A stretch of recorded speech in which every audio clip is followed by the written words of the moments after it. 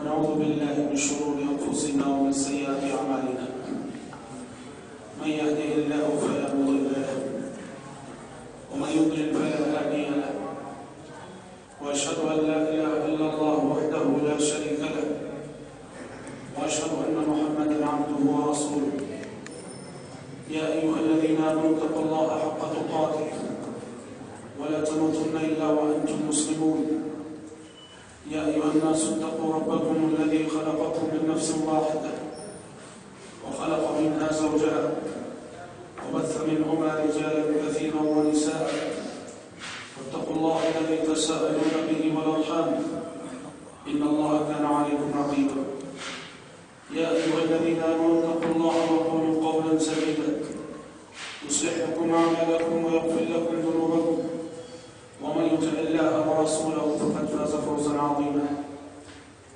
أما بعد فإن خير الحديث كتاب الله وخير الهدي هدي محمد صلى الله عليه وسلم وشر الأمور محدثاتها وكل محدثة بدعة وكل بدعة ضلالة وكل ضلالة في النار. أعوذ بالله السميع العليم من الشيطان الرجيم من همزه ونفخه ونفسه وقرن في بيوتكن ولا تبرجن تبرج الجاهلية الأولى وأقمنا الصلاة وآتينا الزكاة وأطعنا الله ورسوله إنما يريد الله ليذهب عنكم الرجس أهل البيت ويطهركم تطهيرا واذكرن ما يتلى في بيوتكن من آيات الله والحكمة إن الله كان لطيفا خبيرا. محترم ذمہ داران جماعت اور ذمہ داران مسجد، شرکائے اجلاس اور پردہ نشین خواتین اسلام، آج کی شام اور آج کی اس ملاقات میں انشاءاللہ تعالی خواتین کے حوالے سے کچھ باتیں آپ کے سامنے رکھی جائیں گی. میں نے اپنی گفتگو شروع کرنے کے لیے سورۃ الاحزاب کی 2 آیتیں پڑھی ہیں. ان دونوں آیتوں میں خطاب درج امہات المومنین سے ہے، لیکن امہات المومنین سے خطاب کر کے اللہ تعالیٰ نے امت مسلمہ کی ساری خواتین کو پیغام دیا ہے اور بہت ساری اہم باتوں کی تعلیم دی ہے. چنانچہ اللہ تعالیٰ نے فرمایا وَقَرْنَ فِي بُيُوتِكُنْ، اپنے گھروں میں رکی رہو، اپنے گھروں میں ٹکی رہو. تمہارا دائرہ عمل تمہارا اپنا مکان ہے، تمہارا اپنا گھر ہے. یہ سچ ہے کہ ضرورت کے لیے تم باہر نکل سکتی ہو، جا سکتی ہو، مگر تمہارا اصل میدان عمل، میدان کار، جہاں رہ کر تمہیں کارنامہ انجام دینا، وہ تمہارا گھر ہے. وَلَا تَبَرَّجْنَ تَبَرُّجَ الْجَاهِلِيَّةِ الْأُولَى، اور اسلام سے قبل جو زمانے جاہلیت گزرا ہے، زمانے جاہلیت کی طرح اظہار زینت کرتی ہوئی گھروں سے باہر نہ نکلو. مطلب یہ ہوا کہ اگر ضرورت کی خاطر گھر سے ملنا پڑے تو اپنی زینت کو چھپا کے نکلو، زینت کو ظاہر کرتے بھی نہ نکلو. وَأَقِمْنَا الصَّلَاةَ وَآتِينَا الزَّكَاةَ، نماز قائم کرتی رہو، زکات دیتی رہو. وَأَطِعْنَا اللَّهَ وَرَسُولَهُ، اور اللہ اور اس کے رسول کی اطاعت کرتی رہو. انما یرید اللہ لیذہب عنکم الرجس اہل البیت، یہ تعلیمات تمہیں کیوں دی جا رہی ہیں اے نبی کی گھر والیوں اور اے نبی کی بیویوں؟ اللہ تمہیں ہر طرح کی گندگی سے پاک کرنا چاہتا ہے، اخلاق کی گندگی سے، کردار کی گندگی سے. وَيُطَهِّرَكُمْ تَطْهِيرًا، اور اخلاق و کردار میں تمہیں پوری طرح سے صاف و شفاف اللہ تعالیٰ دیکھنا چاہتا ہے. وَاذْكُرْنَ مَا يُتْلَى فِي بُيُوتِكُنَّ مِنْ آيَاتِ اللَّهِ وَالْحِكْمَةِ، اور گھروں میں رہ کے کرنا کیا ہے؟ آسمان سے جو وحی آ رہی ہے پیارے نبی کے پاس، اور پیارے نبی صلی اللہ علیہ وسلم کی جو گھریلو زندگی ہے اس کا کا تذکرہ تم جو ہے لوگوں کے سامنے کرتی رہو. ان اللہ کان لطیفا خبیرا. یہ آیت تھی جس میں امہات المومنین سے مخاطب ہو کر اللہ تعالیٰ نے بہت ساری تعلیمات دی، اور اس میں مخاطب دراصل امت کی ساری مائیں، ساری بہنیں، ساری خواتین ہیں. حضرات، اللہ کی شریعت میں، قانون شریعت میں عورت کا بڑا اونچا مقام ہے، بڑا اونچا مرتبہ ہے. اسلام میں عورت کو بڑا رتبہ دیا گیا. آپ کو قرآن مجید میں کہیں کوئی سورت الرجال کے نام سے نہیں ملے گی، مردوں کے نام سے، لیکن عورتوں کے نام سے ایک سورت ملتی ہے آپ کو، سورت النساء، عورتوں کی سورت، جس میں اللہ تبارک و تعالیٰ نے خصوصیت کے ساتھ خواتین سے تعلق رکھنے والے احکام و مسائل بیان کیے. اور اس سورت کی پہلی ہی آیت میں اللہ تعالیٰ نے اس زمین پر، اس دھرتی پر عورت کے وجود کی اہمیت کا احساس دلاتے ہوئے فرمایا: یا ایھا الناس اتقوا ربکم الذی خلقکم من نفس واحدہ وخلق منها زوجها وبث منهما رجالا كثيرا ونساء. اے لوگوں، ڈرو اپنے اس رب سے جس نے تم سب کو ایک جان یعنی آدم علیہ السلام سے پیدا کیا. وخلق منها زوجها، اور انہیں آدم سے ان کا جوڑا بنایا، حضرت حوا. جیسے کہا گیا ان المرأة خلقت من ضلع، عورت پسلی کی ہڈی سے بنائی گئی. وبث منهما رجالا كثيرا ونساء، اور انہی دو انسانوں سے اللہ تعالیٰ نے یہ پوری زمین آباد کی ہے. تو اس آیت میں اللہ تعالیٰ نے اس زمین پر عورت کے وجود کی اہمیت کا احساس دلایا کہ یاد رکھو، انسانیت کا قافلہ عورت کے بغیر کامیابی کے ساتھ آگے نہیں بڑھ سکتا. اس زمین کا پہلا انسان اگر مرد ہے تو اس زمین کی دوسری انسان عورت ہے. عورت کو نظر انداز کر کے، عورت سے اعراض کر کے، عورت کی اہمیت کو گھٹا کر تم قافلہ انسانیت کو آگے لے جانا چاہو، یہ نہیں ہو سکتا ہے. یہ قانون شریعت کے خلاف ہے، یہ اس قانون کے خلاف ہے جو قانون کے اللہ تبارک و تعالیٰ نے اس کائنات کے لیے مقرر فرمایا. آپ اگر تاریخ پڑھیں گے نا، تاریخ میں ایک چیز دیکھیں گے، عورت بڑی مظلوم رہی. مختلف تہذیبوں نے، مختلف مذاہب نے، حتیٰ کہ آسمانی مذاہب کے ماننے والوں نے اس عورت پہ بڑے ستم ڈھائے. کرسچینٹی میں، چونکہ بائبل میں یہ ہے کہ جنت میں آدم علیہ السلام جو پھل کھائے اس کے سارے ذمہ دار تنہا ہوا ہیں. بائبل میں یہ. کرسچنوں کی تاریخ میں عورت کو اتنا منحوس سمجھا گیا، اتنا منحوس سمجھا گیا کہ حیرت ہوگی اگر میں آپ کو یہ بتاؤں. بتاتے ہیں کہ فرانس کے پارلیمنٹ میں، جو فرانس آج عورت کی آزادی کے جھوٹے نعرے لگاتا ہے، اس فرانس کی تاریخ یہ بتاتی ہے کہ فرانس کے پارلیمنٹ میں کبھی یہ بحث ہوا کرتی تھی کہ عورت کو کامل انسان کہا جا سکتا ہے کہ نہیں، پوری طرح سے انسان کہہ سکتے ہیں کہ نہیں. وہ الگ تاریخ ہے. کیوں؟ کہا کہ حوا ہی نے پھل کھلایا تھا. قرآن کیا کہتا ہے؟ فوسوس لهما الشیطان. تنہا حضرت حوا ذمہ دار نہیں، شیطان نے دونوں کے دلوں میں وسوسہ ڈالا تھا. فوسوس لهما الشیطان، شیطان نے دونوں کے دلوں میں وسوسہ ڈالا. ادھر آدم علیہ السلام کے دل میں بھی، ادھر حوا علیہ السلام کے دل میں بھی. کھالو، کھلا دیا. تو عورت تاریخ میں بڑی مظلوم رہی. اسلام ہے، اللہ کا قانون شریعت ہے، محمد عربی صلی اللہ علیہ وسلم کا لایا ہوا دین ہے جس نے عورت کے ساتھ انصاف کیا اور عورت کو اتنا اونچا اٹھایا، اتنا اونچا اٹھایا کہ خواتین کے جذبات کا لحاظ رب العالمین ساتویں آسمان کے اوپر سے کرتا تھا. کیسے؟ جب ایک مرتبہ حضرت ام سلمہ رضی اللہ عنہا نے اور کچھ دوسری صحابیات نے بھی پیارے نبی کے پاس آگے شکایت کی. کیا شکایت؟ کہا کہ اللہ کے نبی، قرآن مجید میں ہر جگہ اللہ تعالیٰ یہ مردوں ہی سے کیوں مخاطب ہوتا ہے؟ اے ایمان والو اے ایمان والو یا ایھا الذین آمنوا یا ایھا الذین آمنوا. ہم عورتوں سے خطاب کیوں نہیں ہوتا؟ اللہ اللہ خاص طور پہ ہم عورتوں سے مخاطب کیوں نہیں ہوتا؟ یہ شکایت ہوئی عورتوں کی، رب العالمین نے ساتویں آسمان سے جو ہے وحی نازل فرما دی. ان المسلمین والمسلمات والمؤمنين والمؤمنات والقانتين والقانتات والصادقين والصادقات والصابرين والصابرات والخاشعين والخاشعات والمتصدقين والمتصدقات والصائمين والصائمات والحافظين فروجهم والحافظات والذاكرين الله كثيرا والذاكرات أعد الله لهم مغفرة وأجرا عظيما. شکایت یہ ہوئی کہ اللہ ہم عورتوں سے مخاطب کیوں نہیں ہوتا؟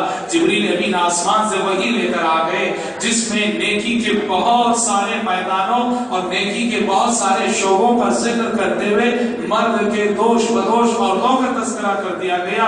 فرمایا گیا مسلمان مرد مسلمان عورتیں، مومن مرد مومن عورتیں، اطاعت گزار مرد اطاعت گزار عورتیں، سچ بولنے والے مرد سچ بولنے والی عورتیں، خشوع خضوع اختیار کرنے والے مرد خشوع خضوع اختیار کرنے والی عورتیں، صدقہ کرنے والے مرد صدقہ کرنے والی عورتیں، روزہ رکھنے والے مرد روزہ رکھنے والی عورتیں، اللہ کا کثرت سے ذکر کرنے والے مرد اللہ کا کثرت سے ذکر کرنے والی عورتیں، اپنی شرمگاہ کی حفاظت کرنے والے مرد اور اپنے آبرو کی حفاظت کرنے والی عورتیں.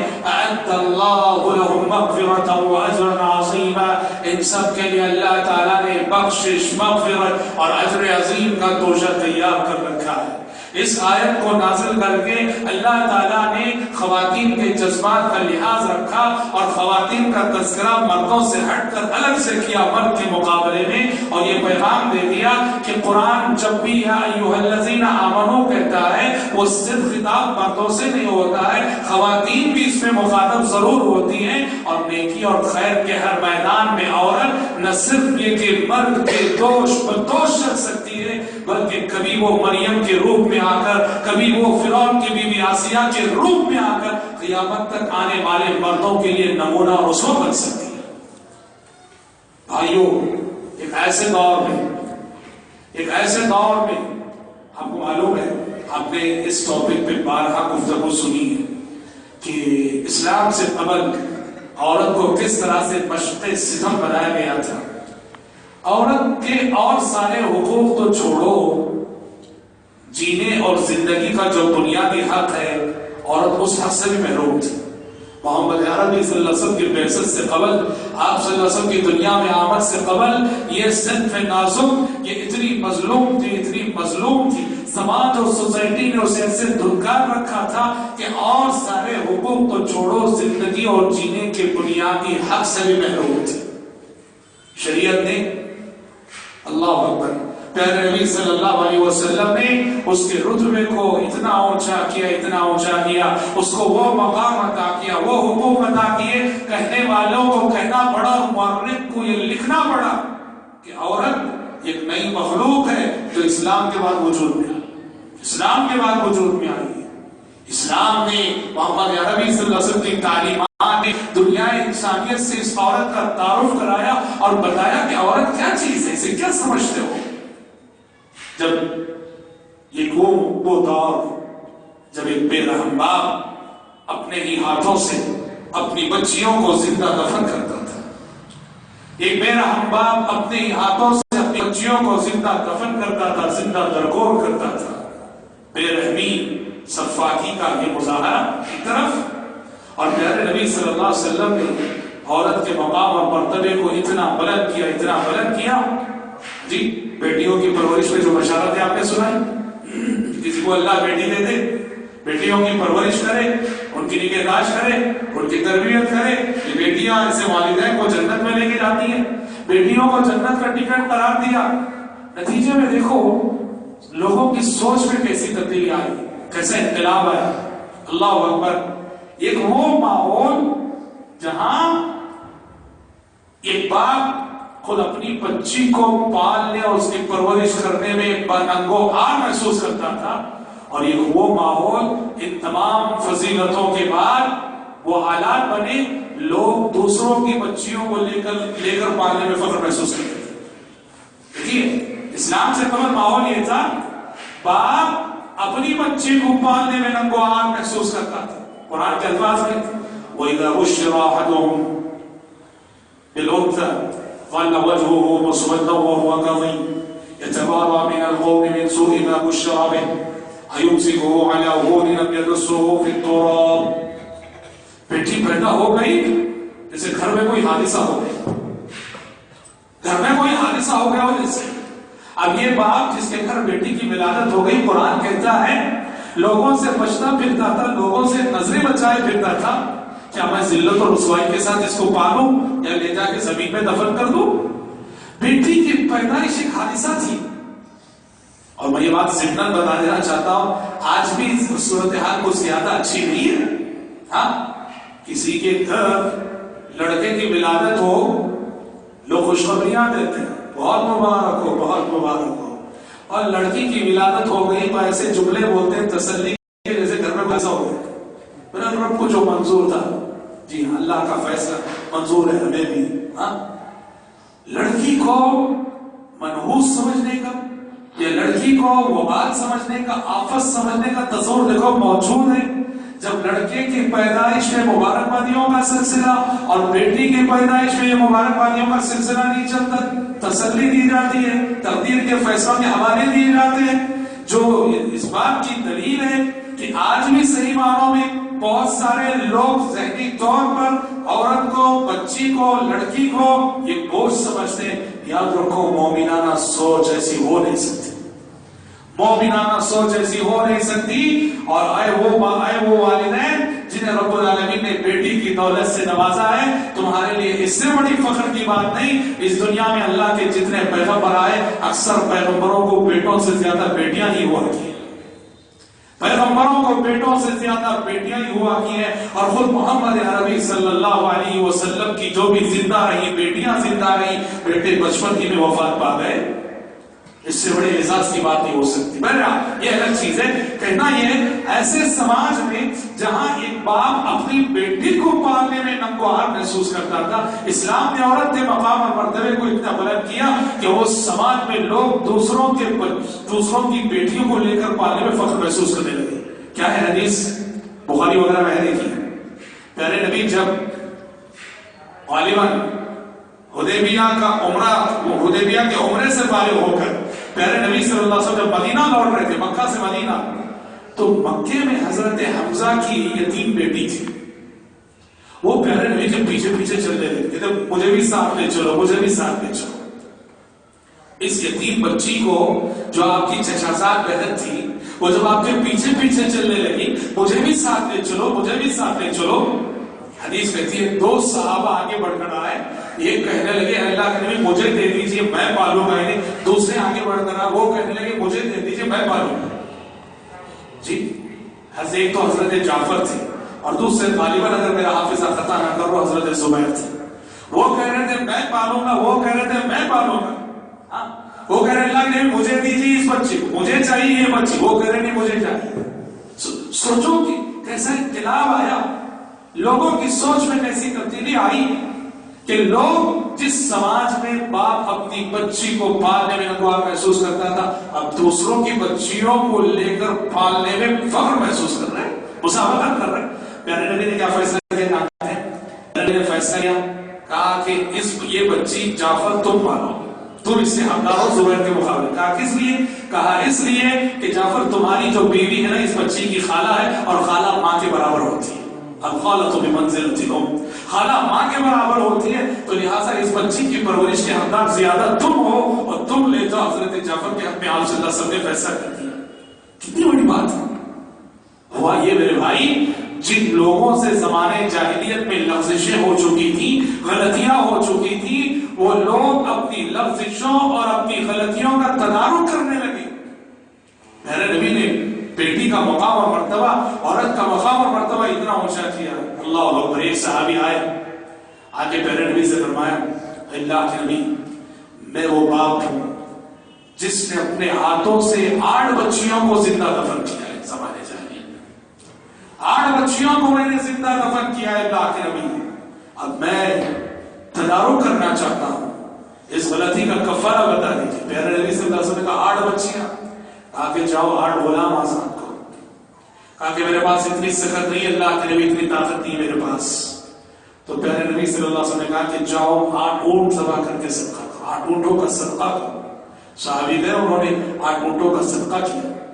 سوچو کہ جن لوگوں سے لفظشیں ہو چکی تھی، انہوں نے سبحان اللہ اسلام میں آنے کے بعد عورت کی اہمیت کو جان کر سمجھ کر ان سے جو لفظشیں ہو چکی تھی ان لفظشوں پر وہ نادم اور اس کا کفارہ ادا کیا. رات یہ تو ایک تمہید تھی جو میں یہ بتانے کے لیے میں نے یہ ساری گفتگو کی کہ عورت کو صحیح مقام، صحیح مرتبہ اگر دنیا کی کسی تہذیب نے دیا، دنیا کے کسی مذہب نے کر دیا تو وہ اسلام. کیوں جانتے؟ آج آزادی اسماء کے حوالے سے، حقوق اسماء کے حوالے سے، مساوات مرد و زن کے خوبصورت نعروں کے حوالے سے آج دنیا یہ باور کرانا چاہتی ہے کہ عورت کو اگر کسی نے صحیح معنوں میں آزادی دی تو یہ ویسٹرن کلچر ہے، مغربی تہذیب ہے. واللہ دنیا میں اگر عورت کو اس کا صحیح مقام کسی نے دیا، اس کے صحیح حقوق کسی نے دیے تو اسلام ہے، اسلام ہی سے. مگر افسوس کے ساتھ کہنا پڑتا ہے ہماری بہت ساری خواتین ان نعروں سے دھوکہ کھا جاتی ہیں، مغربی تہذیب سے مروب ہو جاتی ہیں اور نتیجے میں ان فتنوں میں مبتلا ہو جاتی ہیں، اس بگاڑ کا شکار ہو جاتی ہیں جو فتنے کے مغربی تہذیب نے موجودہ دور میں جنم دی ہے. اور اس طرح پیارے نبی صلی اللہ علیہ وسلم کی پیشن گوئیاں جو کبھی آج سے 1400 سال پہلے پیشن گوئی کی حیثیت رکھتی تھی آج حقیقت بن کر ہمارے سامنے آ رہی ہے. یاد رکھیے خواتین موجود ہیں. شیطان شرک کے راستے میں مرد کے مقابلے میں عورت کو بہت جلد اور بڑی آسانی سے لے کے چلا جاتا ہے. عورت شیطان کے بہکاوے میں بہت جلد آ جاتی ہے. بچہ رونے لگا، چلو تعویذ ڈال دو، فلاں درگاہ پہ لے کر جاؤ. پیارے نبی یعنی اور تو اور چھوڑیے، حضرت عبداللہ بن مسعود رضی اللہ عنہ نے اپنی بیوی کے ہاتھ میں دیکھا، کالا دھاگا باندھ رکھا بیوی نے. عبداللہ بن مسعود رضی اللہ عنہ نے کہا کیا ہے کالا دھاگا؟ بیوی نے کہا کہ میری آنکھ میں تکلیف تھی، وہ فلاں یہودی جو عامل ہے اس کے پاس گئی میں، اور جب سے اس نے کالا دھاگا باندھا ہے وہ تکلیف ختم ہو گئی میری، صحیح ہو گئی میری آنکھ. عبداللہ بن مسعود رضی اللہ عنہ نے کہا کہ نکال پھینکو اس دھاگے کو. تھوڑا اس کو نکال پھینکا اور کہا ان آل عبداللہ بن مسعود اغنیاء عن الشرک، عبداللہ بن مسعود کے گھر والوں کو شرکیہ علاج کی کوئی ضرورت نہیں، نکال پھینکو. پھر کہا جانتی ہو تمہاری تکلیف کیا تھی اور کیسے کم ہو گئی دھاگا باندھنے کے ساتھ؟ کہا کہ اصل میں تمہاری آنکھ میں جو تکلیف ہو رہی تھی وہ شیطان کچوکا لگانا تھا تمہاری آنکھ میں، تمہیں بہکانے کے لیے، تمہیں گمراہ کرنے کے لیے. اور جیسے ہی تم اس عامل یہودی کے پاس چلی گئی اور یہ کالا دھاگا باندھ لائی، شیطان نے کچوکا دینا بند کر دیا اور تم سمجھ رہی وہ شفا مل گئی. شیطان بڑا مکار ہوتا ہے، یار ہوتا ہے. اللہ آپ دیکھو ایک پیشنٹ ہوتا ہے، جن آیا قرآن پڑھو جاتا ہے، قرآن پڑھو جاتا نہیں. درگاہ کے راستے میں جاؤ، ابھی درگاہ کے قریب مجھے چھوڑ کے بھاگ کے خلاصی ہو پیشنٹ صحیح ہو گیا. اللہ فرق میں مبتلا ہو جاتے ہیں. وہ ولی آپ کی خراب ہو گئی، دکان پڑھ کر گیا ابھی درگاہ پہنچی، درگاہ کا رخ کیا تھا ہم نے کہ چھوڑ کے چلا گیا. ان نادانوں کو کمالوں کے ساتھ گمراہ کرنے کی چالیں ہیں شیطان کی. شیطان یہاں چھوڑ کے اس لیے چاہ گیا کہ اس درگاہ کے تعلق سے اس کا عقیدہ مضبوط ہو جائے، پختہ ہو جائے، اور قرآن کے تعلق سے اس کا عقیدہ جو ہے جاتا رہے، کمزور ہو جائے. اللہ تعالیٰ نے قرآن میں ایسے نہیں کہا یا معشر الجن قد استكثرتم من الانس. کل حشر کے میدان میں اللہ تعالیٰ جنات سے کہے گا اے گروہ جنات، تم نے تو انسانوں کو گمراہ کرنے میں حد کر دی تھی، تم نے تو انسانوں کو گمراہ کرنے میں حد کر دی تھی. شرک، میری محترم ماں بہنوں، ڈرو اس شرک سے، بچو اس شرک سے. اور بچنے کے لیے شرک کسے کہتے ہیں وہ جاننا ضروری ہے. جانو پہلے شرک کو، جو جانتے نہیں وہ بچ نہیں سکتے. پیارے نبی نے حدیثوں میں پیشن گوئی فرمائی ہے. ارے اور تو اور چھوڑو، عرب، جزیرے عرب جسے پیارے نبی کی بعثت کے بعد شرک سے ایسے پاک کیا گیا، ایسے پاک کیا گیا، خود آپ صلی اللہ علیہ وسلم نے فرمایا ان الشیطان قد ایس من ان یعبدہ المصلون فی جزیرۃ العرب، کہا کہ اب تو شیطان مایوس ہو چکا ہے، جزیرہ عرب میں شیطان کی پھر سے عبادت ہوگی، جزیرہ عرب میں پھر سے شرک ہوگا، شیطان تو اب مایوس ہو چکا ہے، پیارے نبی نے فرمایا۔ لیکن جانتے ہیں ایسا جزیرہ عرب جس کو پیارے نبی کو بھیج کر شرک سے ایسے پاک کر دیا گیا، پیارے نبی نے پیشن گوئی فرمائی اس جزیرہ عرب میں بھی شرک لوٹ کر آئے گا قیامت سے پہلے، اور آئے گا تو کن راستوں سے آئے گا؟ لیڈیز کے راستے سے آئے گا، خواتین کے راستے سے آئے گا۔ جب آپ نے فرمایا قیامت اس وقت تک قائم نہ ہوگی جب تک کہ قبیلہ دوس کی عورتیں ذل خلصہ نامی بت کا طواف نہ کرنے لگ جائیں، گڑے ہوئے بتوں کو پھر سے زندہ کر کے ان کی پرستش شروع نہ کر دیں، ان کے ارد گرد چکر نہ لگانے لگ جائیں، اس وقت تک قیامت قائم نہ ہو۔ عرب میں بھی شرک لوٹے گا تو پیارے نبی کہہ رہے عورتیں سب سے آگے ہوں گی۔ ہندوستان میں دیکھو بازاروں کے پاس کون رہتی ہے عورتیں؟ ہمارے یہاں شہر بنگلور میں ایک مندر ہے، لوگوں نے کہا کسی بھی دن جائیے آپ مسلم عورتوں کو اس مندر کی صف میں جو ہے اپنے معصوم بچوں کو لیے ہوئے پا سکتے ہیں۔ واللہ ان آنکھوں سے میں نے دیکھا جب بھی اس مندر کے سامنے سے گزرے اور وہاں عورتوں کو قطار میں کھڑے ہوئے پایا، عقیدہ یہ ہے کہ یہاں آنے سے ہماری بچوں کی جو پریشانیاں ہیں، بیماریاں ہیں، فلاں سب ختم ہو جاتی ہیں۔ والعیاذ باللہ عورتیں نعوذ باللہ شرک کے راستے پہ آسانی سے چلی جاتی ہیں، بدعقیدگی خواتین کے راستے سے بہت جلد داخل ہو جاتی ہیں۔ اور ہم یہ نہیں کہتے کہ ساری عورتیں، الحمدللہ ہماری خواتین میں مجاہدہ قسم کی خواتین بھی بہت پائیدہ، اللہ کا شکر ہے، لیکن عام طور پر ہم بتا رہے ہیں علم کی کمی کے سبب خواتین کا حلقہ اور خواتین کے دبدبے میں شرک کا فتنہ آسانی سے جڑ پکڑ جاتا ہے۔ اور حضرات جیسے میں نے کہا خواتین کے تعلق سے وہ فتنے جو کتب احادیث میں پیشن گوئی کی حیثیت رکھتے تھے آج وہ حقیقت بن کے سامنے آ چکے ہیں۔ پیارے نبی نے مسلم شریف کی اس مشہور حدیث میں پیشن گوئی کرتے ہوئے فرمایا تھا آپ صلی اللہ علیہ وسلم، آج سے 1400 سال پہلے آپ نے فرمایا تھا صنفان من اہل النار من امتی لم ارہما، آپ نے فرمایا میری جہنم کی دو، میری امت کی جہنمیوں کی دو قسمیں ایسی ہیں جو ابھی میرے دور میں ہے نہیں، اور میری امت کی جہنمیوں کی یہ دو قسمیں مستقبل میں آنے والی ہیں اور پیدا ہونے والی ہیں۔ آپ نے فرمایا پہلے قسم قوم معهم سیاط کاذناب البقر یضربون بها الناس، کہا کہ میری امت کے جہنمیوں کی پہلی قسم کچھ ایسے لوگ میری امت میں پیدا ہونے والے ہیں جن کے ہاتھ میں کوڑے ہوں گے، بیل کے دم کی مانند کوڑے ہوں گے، ان کوڑوں سے وہ لوگوں کو مارتے پھریں گے، کہا کہ جہنمی ہیں یہ لوگ۔ شارحین حدیث کہتے ہیں پیشن گوئی ہے ظالم حکمرانوں کی، ظالم بادشاہ آئیں گے، ظالم حکمران آئیں گے جو اپنی پبلک کو ستائیں گے، ماریں گے، چھوٹی چھوٹی غلطیوں پر بڑی بڑی سزائیں دیں گے، ظالم حکمرانوں کی پیشن گوئی آپ نے فرمائی۔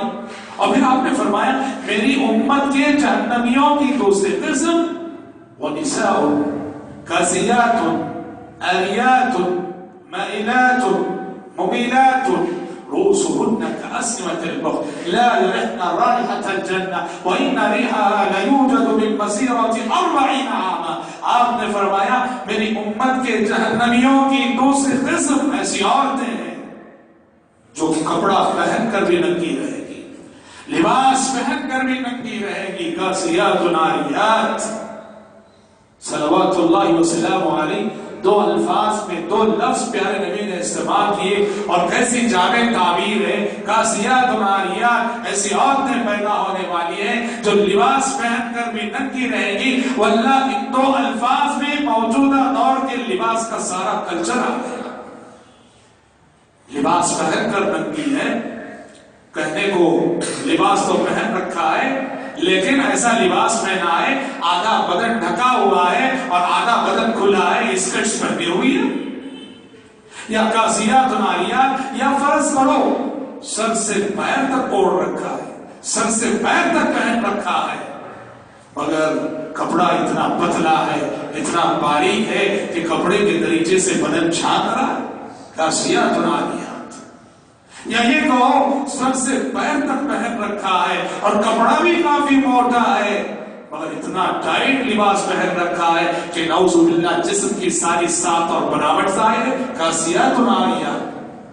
قربان جائیے پیارے نبی صلی اللہ علیہ وسلم نے کیسی جامع تعبیر ارشاد فرمائی کہ دو الفاظ میں موجودہ دور کے لباس کا سارا کلچر آپ صلی اللہ علیہ وسلم نے سمو دیا۔ مائلات الممینات، مردوں کی طرف مائل ہونے والی اور مردوں کو اپنی طرف مائل کرنے والی، گھر سے نکلتی اسی نیت سے ہے، اس کی نیت میں ہے، اس کی ارادوں میں ہے کہ لوگ دیکھیں مجھے، لوگ پیچھے چلے میرے۔ مائلات الممینات رؤوسهن كأسنمة البخت، رؤوسهن كأسنمة البخت، اور آپ نے فرمایا کہ ان کے سر بختی اونٹ کے کوہان کے مانند ہوں گے، یعنی یہاں چونڈا ڈالیں گے۔ آج دیکھو کلبوں کا جو کلچر ہے، ہاں گانے اور موسیقی کا جو کلچر ہے، فلموں کا جو کلچر ہے، سب فلمی کلچر سے تعلق رکھنے والی عورتیں، کلبوں کے کلچر سے تعلق رکھنے والی عورتیں، گانے بجانے سے تعلق رکھنے والی عورتیں، سب کا فیشن ہے یہاں جو ہے چوٹا لگانا۔ وہی آپ نے فرمایا رؤوسهن كأسنمة البخت، ان کے وہ سر بختی اونٹ کے کوہان کے مانند ہوں گے۔ لا يرحن رائحة الجنة، آپ نے فرمایا کہ یہ عورتیں جنت کی خوشبو بھی نہیں پائیں گی۔ جانا ہو تو بڑی بات ہے۔ وَإِنَّ رِيحَهَا لَيُوجَدُ مِن مَّسِيرَةِ 40 عَامًا، حالانکہ جنت کی خوشبو 40 سال کی دوری کی مسافت سے سونگی جا سکتی ہے۔ حضرات، بے لباسی کا یہ کلچر اور یانیت کا یہ کلچر، بے پردگی کا یہ کلچر آج ہمارے سامنے یہ حدیث کبھی پیشن گوئی کی حیثیت رکھتی تھی۔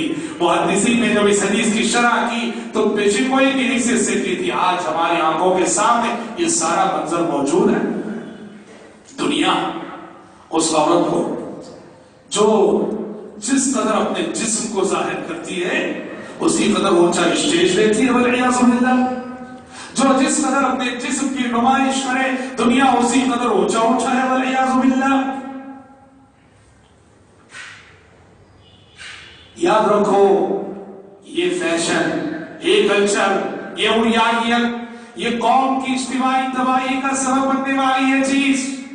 حضرت معاویہ کی روایت ہے، اللہ اکبر، پیارے نبی صلی اللہ علیہ وسلم قوم بنو اسرائیل کی ہلاکت کا سبب بیان کرتے ہوئے کہ کچھ معصیتیں ایسی ہیں، کچھ گناہ ایسے ہیں جو قوم بنو اسرائیل کی تباہی کا سبب ہوئے تھے، اس میں سے پیارے نبی نے فرمایا تھا بنو اسرائیل کی تباہی کا ایک سبب بنو اسرائیل کی عورتوں کا فیشن بھی تھا۔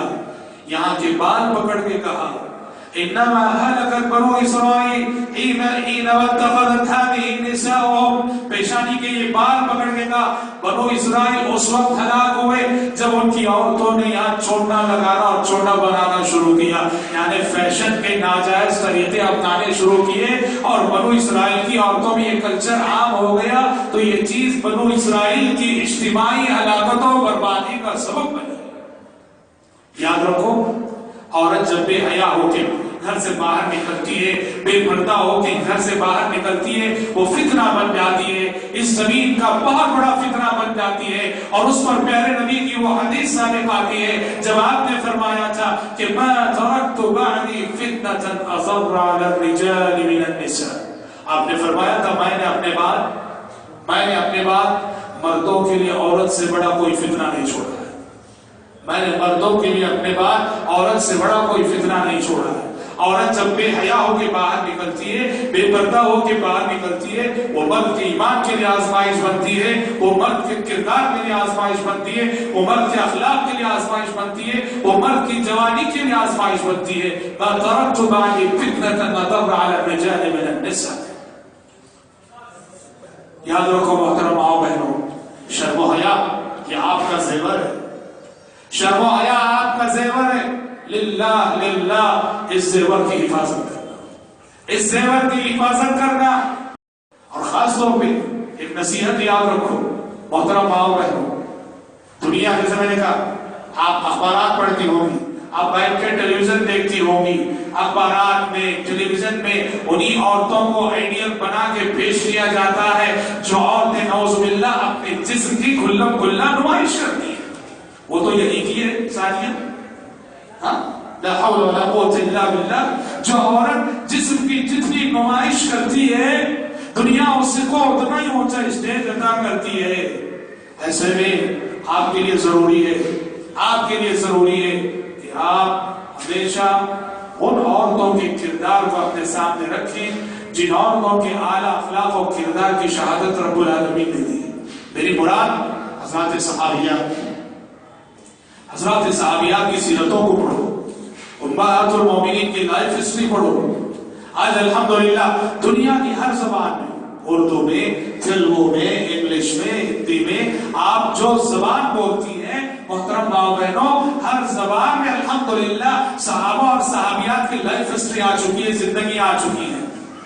آپ کو چاہیے کہ باقاعدہ آپ کے مطالعے میں امہات المومنین کی سیرتیں ہونی چاہیے، حضرات صحابیات کی سیرتیں، تابعیات کی سیرتیں، محدثات کی سیرتیں، اور اس دور کی بھی عالمات معلمات جو انقلابی عورتیں، علامہ ناصر الدین البانی رحمۃ اللہ علیہ، ان کی دختر، ان کی بیٹی انیسہ، اللہ اکبر، محدث کی بیٹی محدثہ، عالم کی بیٹی عالمہ، عابد کی بیٹی عابدہ، اللہ اکبر. سلسلۃ الاحادیث الصحیحہ والضعیفہ کی 6ٹھی جلد، اس کا مقدمہ انیسہ نے اپنے قلم سے لکھا ہے. واللہ اگر پہلے سے معلوم نہ ہو پڑھنے والے کو کہ یہ مقدمہ انیسہ کا لکھا ہوا ہے تو پڑھنے والا سمجھے گا کہ علامہ البانی لکھ رہے ہیں.